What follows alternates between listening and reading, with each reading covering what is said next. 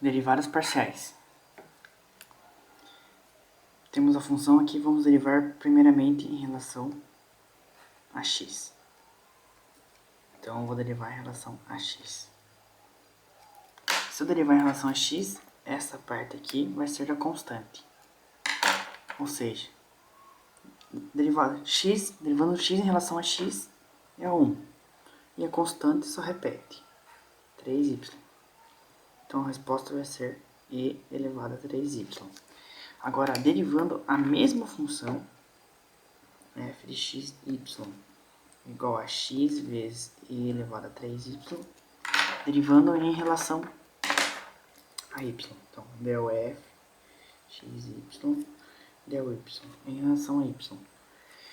Se eu derivar em relação a y, esta parte aqui vai ser a constante.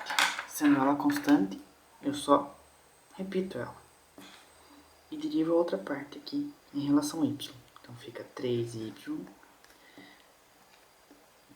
3 elevado a y. Essa aqui é a regra da exponencial, da derivada exponencial.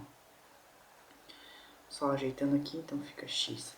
Derivada de 3y em relação a y fica 3 vezes 1 vezes... Agora só ajeitando aqui, fica 3x e 3y.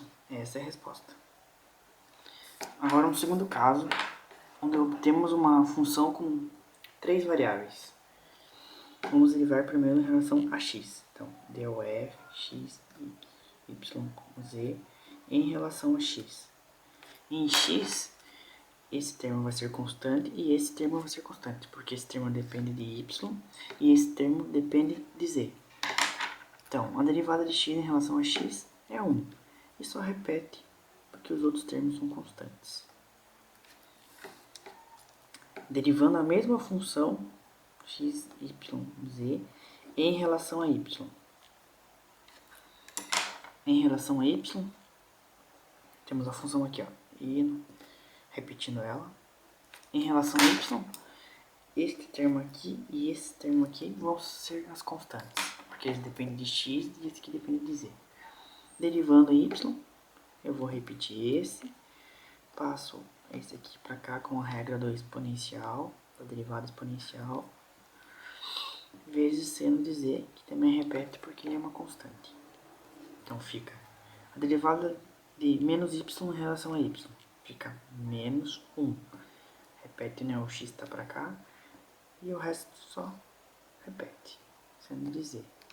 Agora, a mesma função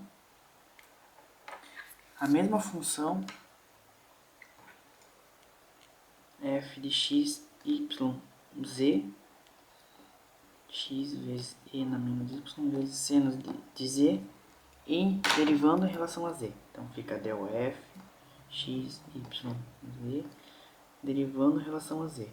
Se eu derivar em relação a z, esse termo aqui e esse termo aqui vão ser constantes, porque esse depende de x e esse depende de y.